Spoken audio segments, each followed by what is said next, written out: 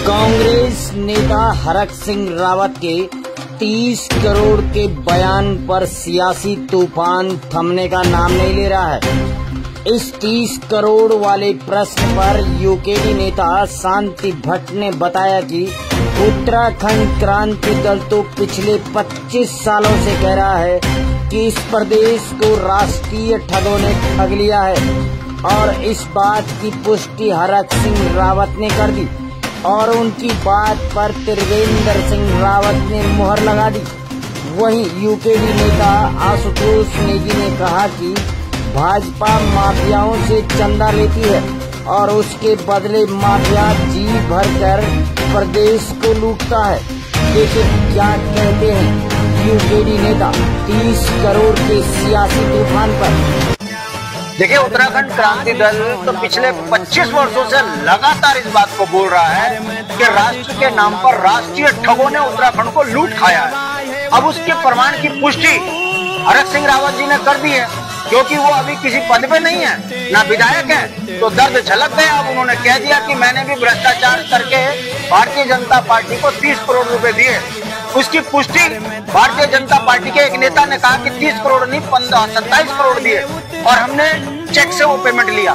तो ये साफ है कि भारतीय जनता पार्टी के मंत्री संतरी ये अवैध कार्य कराते हैं खनन का, तब जाकर ये चंदा उगाही करते हैं। इसकी अगर और जानकारी को पुख्ता करना है तो आसन बैराज में भारतीय जनता पार्टी के एक विधायक मुन्ना सिंह चौहान खूब चिल्लाए कि अवैध खनन हो रहा है, जबकि वो जगह प्रतिबंधित है। अंतरराष्ट्रीय स्तर के पक्षी वहां आते हैं, उनकी शांति में भंग ना हो, वहां कोई इस तरह की गतिविधियां ना हो, वहां पर प्रतिबंध होने के बावजूद खनन हो रहा है।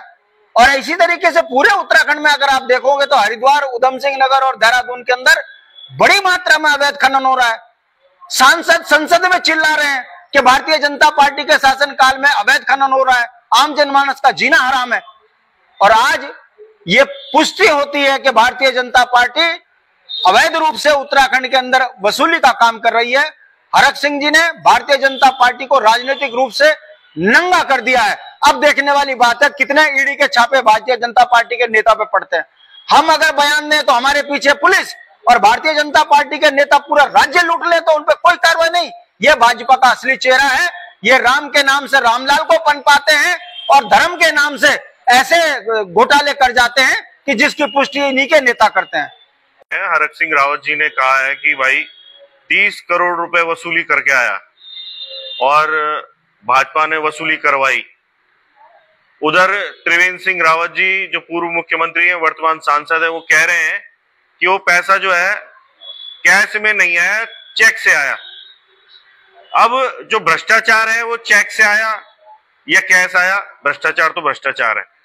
इसका उदाहरण ये भी है कि न केवल उत्तराखंड में ऐसा हुआ, केंद्र सरकार ने भी यही काम किया। जब इलेक्टोरल बॉन्ड की बात हुई तो उसमें केंद्र सरकार ने कंपनियों से करोड़ों रुपए की उगाही की और बाद में ये तथ्य सबके सामने आए कि उन्हीं कंपनियों को फिर जो है केंद्र सरकार ने काम दिए। तो क्या वो भ्रष्टाचार नहीं था? तो ये सारा खेल केंद्र सरकार से लेकर राज्य सरकार तक चल रहा है और उत्तराखंड में भाजपा और कांग्रेस अलग दल नहीं है, ये एक ही दल है जिसका नाम है खाजापा। कांग्रेस और भाजपा जब मिल जाते हैं तो एक खाजापा बना देते हैं। तो ये खाजापा जो है ये उत्तराखंड को खाने पर उतारू है बिल्कुल, और 25 साल से खा रही है।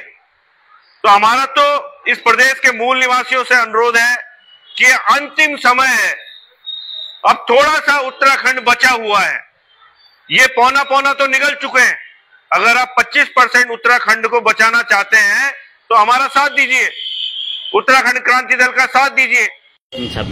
देखिए, इस संबंध में उत्तराखंड क्रांति दल ने शुरू से ही इस भ्रष्टाचार को निकालने के लिए पहल की है। हमारे कई नेताओं ने अलग अलग मीडिया से इस बातों को रख दिया है और हमने स्वयं देहरादून कोतवाली में इसकी एक FIR दर्ज करा दिया है। हमारा मानना ये है कि बीजेपी जिस तत्परता से कह रही है कि हमने ये चंदा लेकर के जनता का भला किया है, तो मैं ये कहना चाहता हूँ कि जो उन्होंने चंदा लिया है, जिन लोगों से उन्होंने चंदा लिया है और जहां पर इन्होंने चंदा खर्च किया है उसको श्वेत पत्र पर इसका विवरण दें और इसकी क्लियर जांच करें, तभी तो जनता का विश्वास होगा। अब वो दावे के साथ उसको जो है प्रजातंत्र को दबा करके, लोगों की आवाज दबा करके ये कह रहे हैं कि हमने टेबल के ऊपर से लिया, लेकिन हम ये समझ सकते हैं कि आपने टेबल के ऊपर से लिया या टेबल के नीचे से लिया। पहले तो आपकी वाणियों में दोनों नेताओं में जो एक साथ उन्होंने जो कलेक्शन किया उसी में 3 करोड़ का घपला आता है, तो आप समझ सकते हैं कि इन पैसों से इन्होंने कोई जनता का भला नहीं किया। इन्होंने अपने 5 स्टार ऑफिस कार्यालय बनाए हैं, इनके नेताओं ने 5-5 बार दिन में ड्रेसें बदलते हैं और इन्होंने अपना नेताओं का, अपने लोगों का भला किया है। अगर नहीं किया है, अगर ये ईमानदार हैं तो श्वेत पत्र पर इस कंप्लीट लेखा जोखा का आप लेखा जोखा दें ताकि जनता इनकी बात पर विश्वास कर सके। अन्यथा ये भ्रष्टाचार है और उत्तराखंड क्रांति दल इसका अंतिम समय तक इस भ्रष्टाचार को बाहर निकालने के लिए पुरजोर कोशिश करेगा।